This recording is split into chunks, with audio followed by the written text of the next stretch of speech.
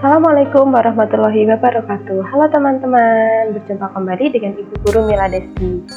Kira-kira kali ini kita akan belajar apa ya? Kali ini kita akan belajar tentang materi yang sangat menarik sekali, yaitu mengenai tentang kerajaan Hindu-Buddha yang ada di Indonesia. Sebelum mulai ke materi, saya ingin mengajak teman-teman untuk berpikir atau menganalisa. Menurut teman-teman, bagaimana sih sistem pemerintahan pada zaman dahulu? Apakah sama seperti sekarang, ataukah berbeda? Kira-kira perbedaannya apa ya? Di materi sebelumnya, yaitu tentang masa prasejarah atau masa praaksara, kita sudah belajar mengenai pemerintahan yang ada di masa tersebut. Pada zaman praaksara, pemerintahannya dipimpin oleh kepala suku dengan pemilihan langsung seperti pemilu sekarang ini. Wah, ternyata zaman purba atau zaman praaksara sudah mengenal sistem pemilihan umum, teman-teman. Sistem pemilihan umum tersebut disebut dengan primus inter pares. Lalu kualifikasi apa sih yang dipilih sehingga menjadi kepala suku? Ternyata kualifikasinya adalah kuat, yang paling tua dan bijaksana sehingga bisa mengatur kelompok-kelompoknya. Kemudian ketika Hindu-Buddha masuk, dari kepala suku tersebut kemudian dilegitimasi atau disahkan oleh kelompok Brahmana yang datang dari India untuk menjadi raja.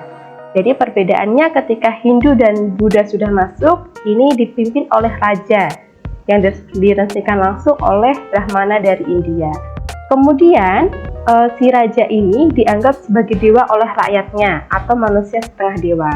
Contohnya seperti Raja Purnawarman yang dalam prasastinya itu memiliki tunggangan sama seperti Dewa Wisnu.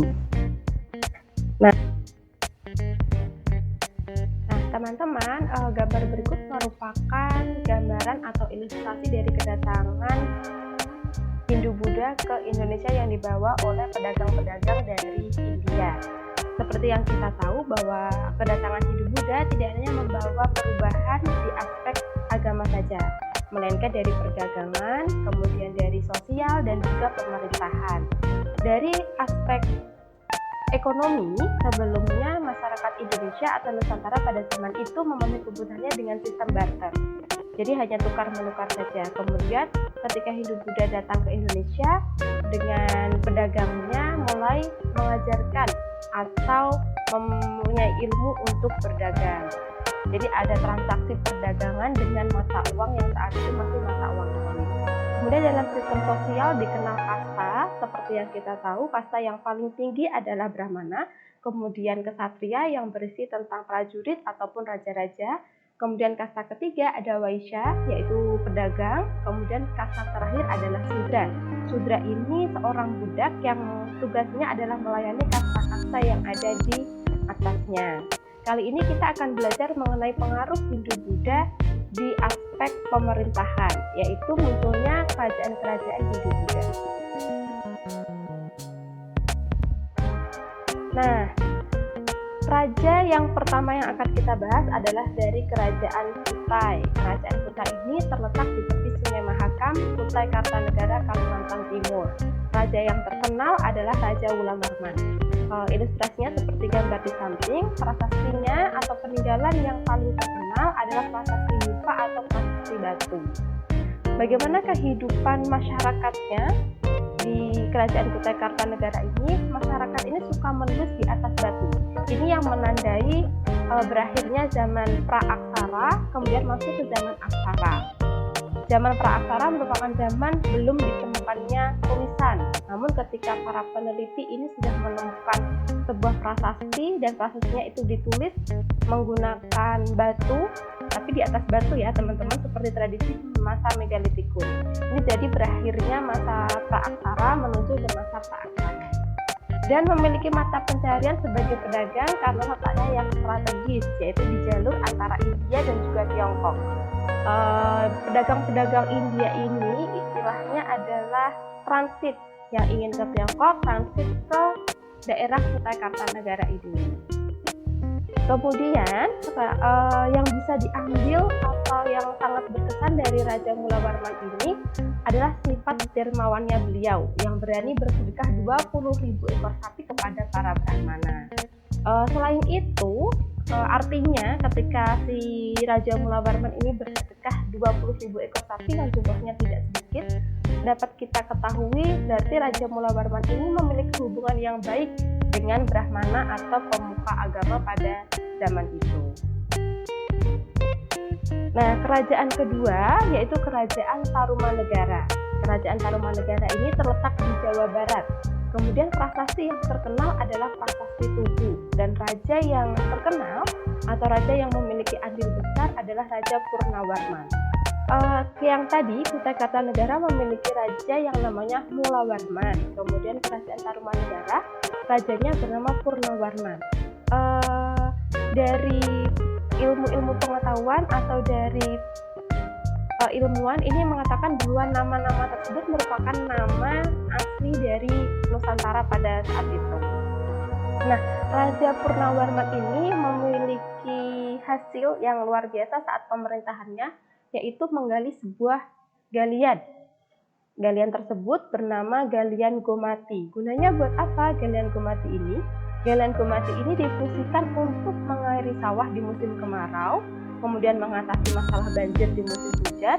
Dan setelah kita mengetahui bahwa fungsi-fungsinya seperti itu, berarti bisa disimpulkan bahwa masyarakat Tarumanegara pada zaman itu memiliki mata pencaharian sebagai petani. Raja Purnawarman ini berarti dapat dikatakan peduli dengan rakyatnya. Jadi tidak hanya memikirkan apa yang terbaik untuk kerajaannya, tapi juga untuk rakyat-rakyatnya sendiri. Makanya dia memulai untuk membuat Galian Gomati tersebut. Galian Gomati ini memiliki luas sebanyak 11 km dan hanya proses pengerjaannya 11 hari, teman-teman, pada zaman itu. Berarti bisa dikatakan Raja Purnawarman ini memiliki kuasa dan memiliki andil yang sangat bagus di kerajaannya. Nah, berikut merupakan sejarah dari Kerajaan Tarumanegara. Kerajaan Tarumanegara ini nantinya akan berkembang atau memiliki hubungan dengan kerajaan-kerajaan besar yang ada di Nusantara, seperti Kerajaan Sriwijaya dan juga Kerajaan Mataram Hindu. Kerajaan Tarumanegara di bawah pimpinan Raja Linggawarman, ini setelah dari Purnawarman tadi ya teman-teman, memiliki dua anak, yaitu Dewi Manasih dan juga Soba Kencana. Anaknya ini berjenis kelamin perempuan semua. Kemudian Dewi Manasih ini menikah dengan Tarusbawa, kemudian Soba Kencana menikah dengan Dabun Tahyang. Nah, si Dewi Manasih dan Tarusbawa ini diberi kepercayaan oleh Raja Linggawarman untuk memimpin kerajaan Sunda. Kemudian Soba Kencana dan juga menikah dengan Dabun Tahyang yang nantinya dari kerajaan Sriwijaya. Dari kerajaan Sunda ini nantinya akan terlahir Raja Sanjaya.